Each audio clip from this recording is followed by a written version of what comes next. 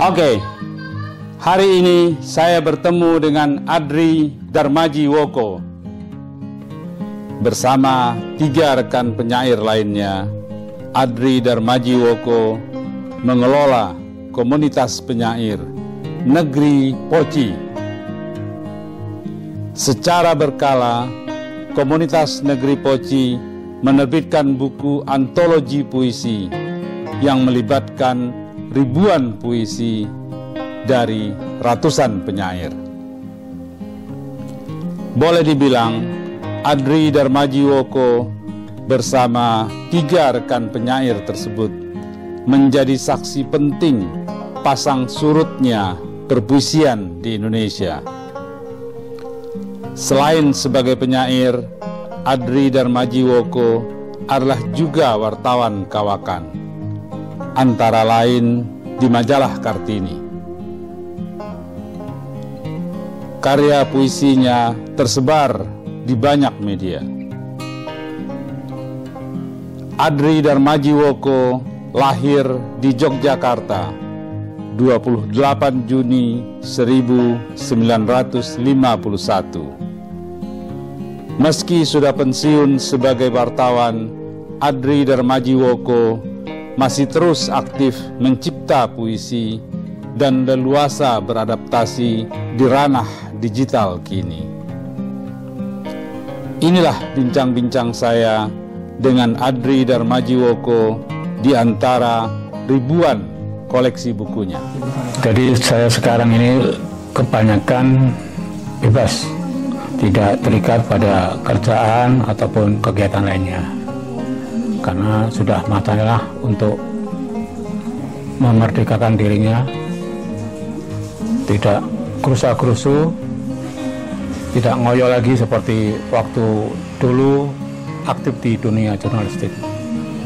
Sekarang lebih ringan beban hidup saya dibanding dengan beberapa tahun yang lalu ketika saya masih wirawiri bekerja di bidang pers.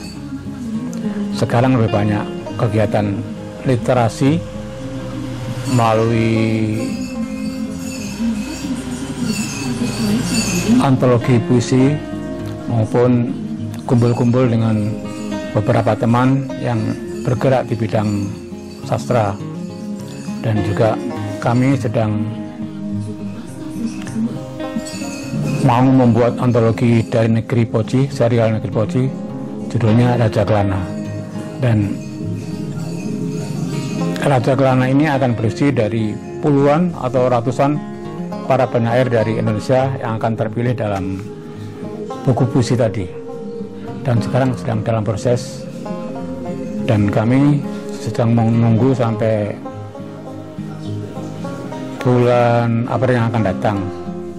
Mungkin nanti acara itu akan kita laksanakan di Tegal, Jawa Tengah, karena Tegal selama ini menjadi pusat dari kegiatan kami dari grup Negeri Poci, di mana kota Tegal ini sudah menjadi menjadi pusat dari teman-teman yang datang dari berbagai daerah. Itu bisa langsung ke Tegal yang di pesisir itu, bisa dari Purwokerto, dari Jogja, dari Jawa Timur, dari Jawa Barat, dari Jakarta.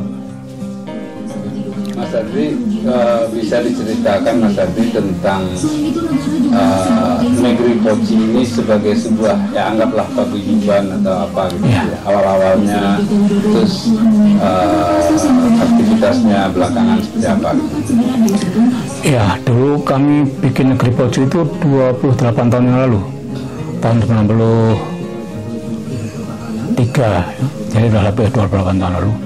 Dan selama itu setiap tahun kami membuat acara, udah 12 buku antologi yang kami bikin, dan buku itu nampaknya menjadi patokan juga untuk teman-teman penyair baru yang mencoba keberuntungan atau mau memulai jejaknya untuk menyukai dunia puisi.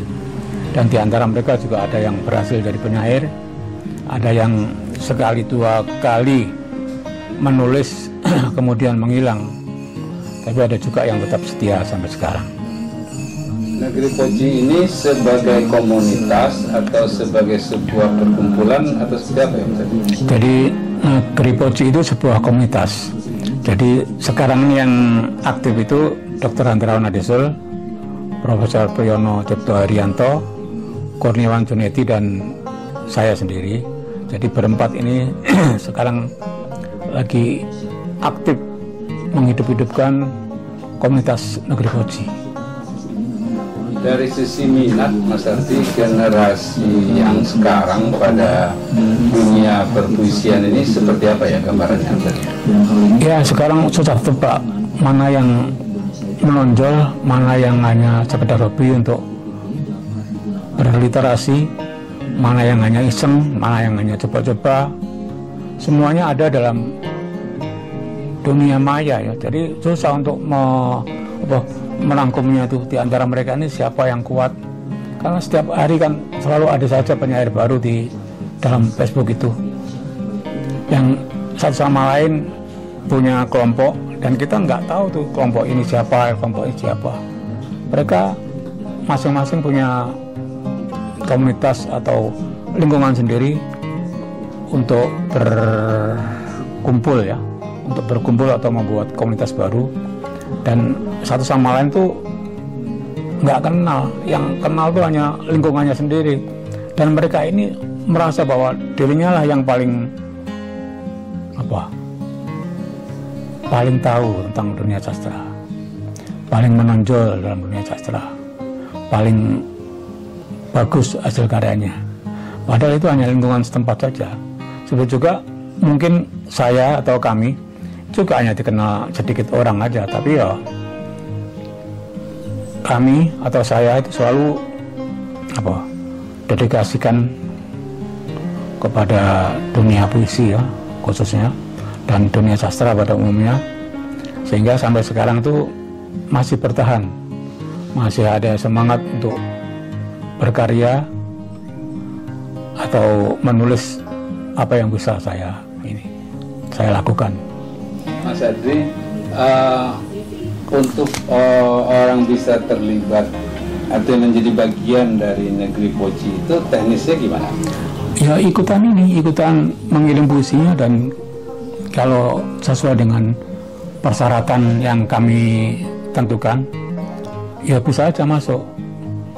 Sudah banyak para penyair baru yang mengakui keberadaan komunitas Negeri Poci itu, karena kami sudah 28 tahun lebih membuat komunitas itu, dan sudah lebih menonjol lah kira-kira dibanding dengan komunitas lain.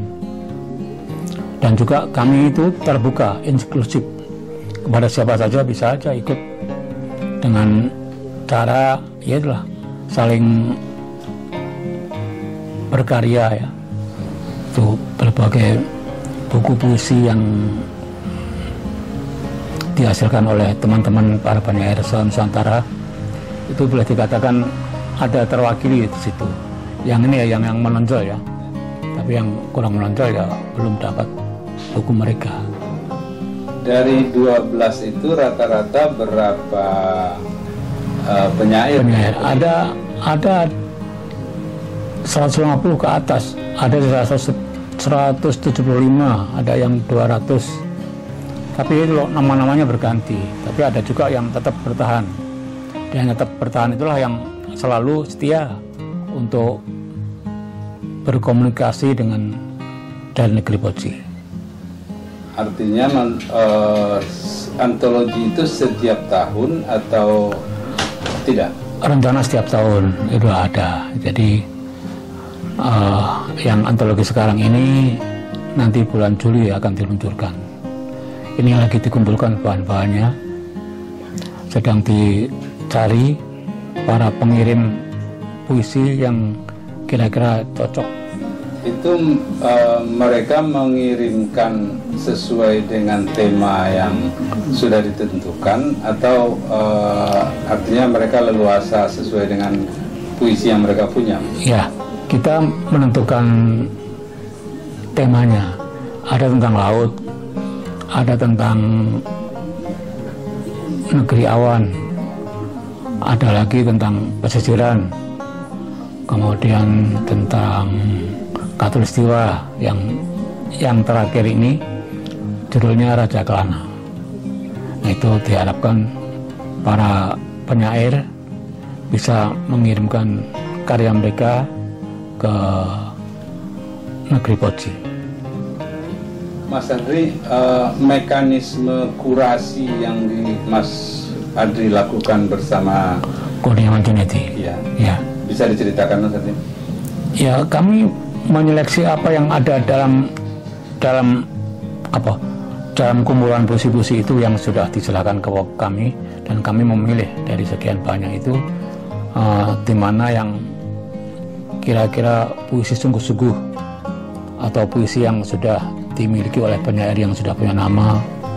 Ada juga penyair baru tapi puisinya menunjukkan kekuatan, itu yang kami pilih. Enggak, tahapannya maksud saya misalnya apakah masing-masing memilih lalu kemudian nanti di cross atau disingkirkan? Ya. Jadi masing-masing memilih. Setelah itu kita kumpulkan mana kira-kira yang secara objektif itu kita terima. Jadi kalau salah satu nggak setuju, ya yang lain juga harus bisa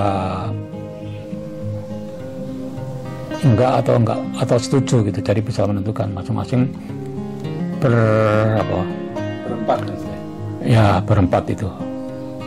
Jadi artinya ketika puisi itu direkomendasi untuk masuk ke dalam antologi, ya. Itu mutlak disetujui oleh keempat. Iya, disetujui empat.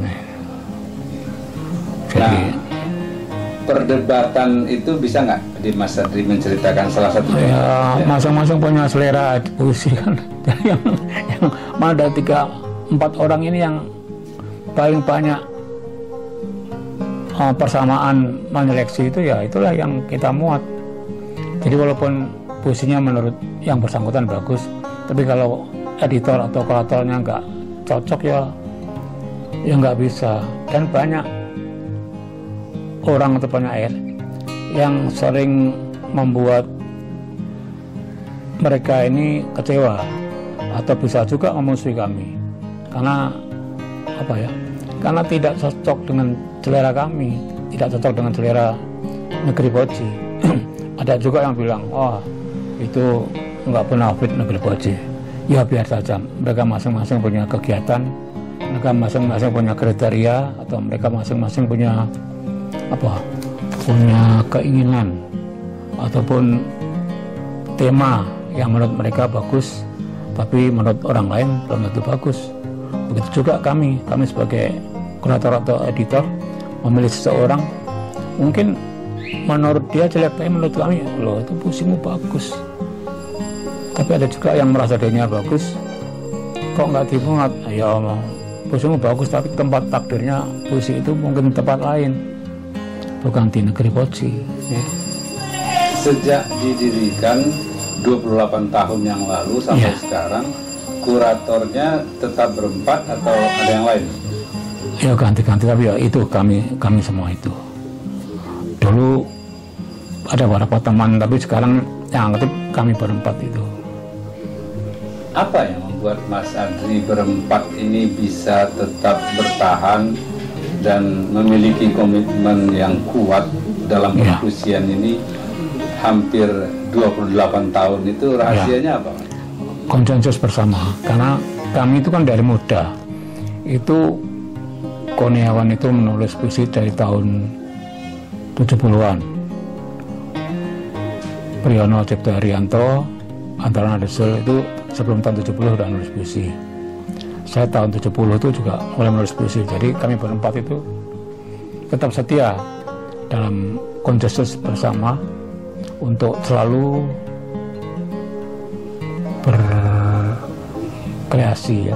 berkreasi dalam atau lewat komunitas dari negeri Poci itu. Kata orang nih Mas, kata orang.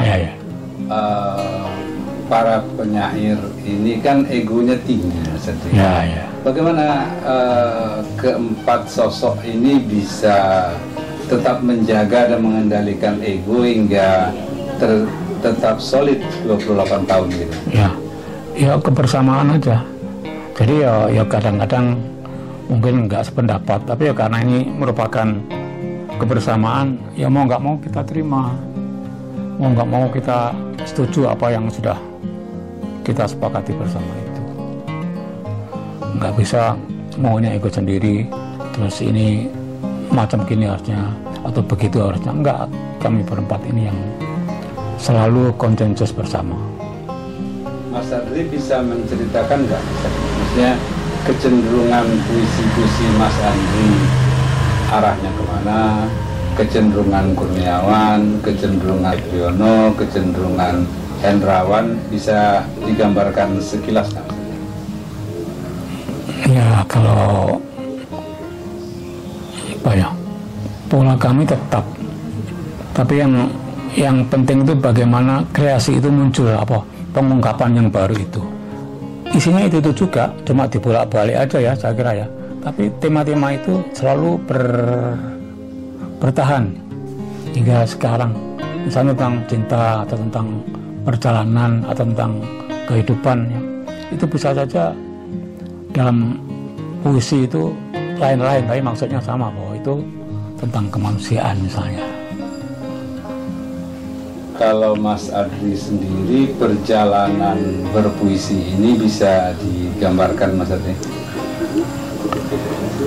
Ya dulu saya menulis puisi ya gimana, dengan sendirinya aja.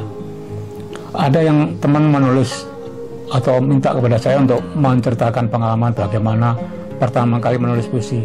Saya nggak bisa jawab karena semuanya itu berlangsung begitu aja. Saya pernah mengalami dulu bagaimana menulis puisi tiba-tiba dapat honor 500 rupiah juga jalan kaki dari Tanah Abang ke kota ya, untuk mendapatkan honor itu. Dan itu bisa waktu itu ya alangkah senangnya gitu. Tapi sekarang menulis puisi bukan karena ada alangkah senangnya itu, tapi karena itu kehidupan aja, keperluan batin saja untuk menuliskannya dalam sebuah puisi atau mungkin dalam cerpen ataupun dalam komunitas itu kita ngomong soal literasi. Di masa masih aktif sebagai wartawan, Mas Adri, bagaimana Mas Adri tetap meluangkan waktu untuk aktivitas bersastra ini, Mas Adri? Ya, kebetulan waktu itu saya selain menjadi wartawan juga selalu hinggap di Taman Ismail Marzuki ya. Saya juga wartawan budaya waktu itu. Jadi dalam seminggu itu bisa juga selama 24 jam ada di luar. Karena waktu itu kan masih bujangan ya, masih muda, masih semangatnya untuk di bidang jurnalistik. Lain dengan yang sekarang tuh. Waktu itu betul-betul tangguh. Jadi mesti saya ke sini ke situ. Itu dengan ringan aja dikerjakan karena memang niatnya ya menjadi wartawan itu. Tapi ya sekarang setelah nggak jadi wartawan, tidak aktif lagi, ya begini aja. Nggak ada rasa menyesal bahwa dulu pernah jadi wartawan. Dalam konteks acara-acara kegiatan-kegiatan sastra yang berlangsung sekarang ini, Mas Adri juga intens gitu menghadiri acara-acara sastra. Oh ya, saya selalu berusaha ya, kalau ada acara sastra itu ikut datang atau ikut berkumpul atau ikut peserta aktif. Terakhir kemarin bulan Desember kemarin kami ketemu teman-teman berbagai daerah di Yogyakarta. Kami bikin pertemuan, kami bikin silaturahmi dengan mereka ini semua. Jadi di setiap kegiatan sastra saya usahakan saya hadir. Ini untuk menunjukkan bahwa kita ada di situ, ada dalam komunitas itu, ada dalam masyarakat sastra itu. Dari pergantian dari tahun ke tahun, persentase datangnya wajah-wajah baru di khasanah perpusian kita seperti apa? Sangat melimpah. Banyak penyair baru yang belum dikenal tapi mereka sudah merasa dikenal. Dan itu kalau kita lihat di Facebook gitu ya, itu tiap hari ada nama-nama baru, setiap hari ada puisi-puisi yang lemah tapi ada puisi yang kuat juga. Saya perhatikan itu ada penyair yang asal nulis aja, asal muat aja ya, karena nggak ada yang menyeleksi. Beda dengan zaman kita dulu kan, dengan adanya redaktur koran atau majalah itu kan mau nggak mau kan karya kita diseleksi. Tidak seperti sekarang ini kita punya dana untuk terbitkan buku puisi, kita terbitkan aja, kita jadi penyair lah. Kalau dulu perjuangan menjadi penyair itu berat, karena emang harus tekun dan terus belajar. Mas Adri membangun interaksi dengan yang muda-muda yang datang belakangan ini, yang tentu berbeda generasi ya Mas Adri. Iya. Bagaimana siasat atau strateginya Mas Ardi tetap bisa intens berkomunikasi dengan mereka gitu? Ya, saya harus bisa, yang hal ini saya coba ikuti terus. Apakah bisa nggak saya menyesuaikan diri dengan teman-teman baru ini? Ternyata gimana? Ternyata bisa. Jadi saya ya nggak merasa kalah. Loh, mungkin karena saya bisa bisa punya pengalaman itu kan, jadi tahu nih selah-selahnya puisi yang ini begini, puisi yang itu begitu. Saya masih bisa merayakan hasil puisi karya para penyair yang baru-baru ini. Mereka yang muda-muda, yang lebih semangat dan lebih loyal pada sastra, saya coba ikuti itu. Secara gap generasi atau gap era gitu, maksudnya biar bisa luwes gitu apa maksudnya? Ya, kita harus merendah kepada mereka, karena mereka yang muda-muda kan merasa dirinya udah muncul gitu aja, dan boleh jadi mereka nggak tahu pada para pendahulunya itu. Penyair-penyair sekarang tuh nggak belajar mengenai sejarah sastra tuh. Dari tahun dulu sampai tahun 2000 itu siapa-siapa aja. Mereka nggak ini lagi, nggak kenal lagi. Mungkin penyair-penyair yang sekarang ini nggak tahu generasi tahun 2000 atau generasi tahun 80 atau tahun 66 atau 45. Dan mereka ini juga nggak perlu membaca itu, karena mereka langsung mendapatkan pengetahuan itu dari Google mungkin dari khasanah sastra dunia, sehingga mereka lebih merasa maju dan berbeda dengan puisi-puisi yang digarap oleh para penyair pendahulu itu. Artinya mereka ada masa yang terputus gitu Mas Adri? Itu. Sekarang generasi penyair muda ini berbeda dengan penyair dulu. Para penyair muda itu sama sekali nggak ngerewes itu nggak memperhatikan, nggak tahu, atau mereka juga nggak peduli dengan para seniornya. Mereka taunya tekun dengan dunia sendiri, tidak melihat dunia di luar generasinya ini. Dalam konteks itu sebetulnya peran apa yang bisa dilakukan oleh komunitas Negeri Poci? Kalau komunitas Negeri Poci itu mencoba meraup semua itu, merangkul semua dari berbagai generasi tanpa melihat latar belakang mereka berkesenian, tanpa melihat pandangan politiknya misalnya, tidak melihat bagaimana sifat kedaerahannya. Semua kami rangkul sehingga Negeri Poci ini itu bisa menjadikan tempat berkumpulnya berbagai generasi. Jadi artinya komunitas yang di dalamnya itu lintas generasi, Lintas ya, juga lintas minat, mungkin genre ya atau arah perkusian mereka, gitu. lintas angkatan juga. Lintas angkatan ya. Kalau dalam diskusi-diskusi di komunitas Poci, hal-hal apa aja yang menonjol didiskusikan misalnya? Kalau dalam pertemuan-pertemuan misalnya? Ya, kami mengamati aja dari satu penulis ke penulis lain, oh ini begini, kira-kira ini maju enggak? Atau kalau oh ini ada juga nih penyair yang jadi epigon, ini ada penyair yang kerjanya nyontek, ini ada penyair yang nggak beres misalnya kan.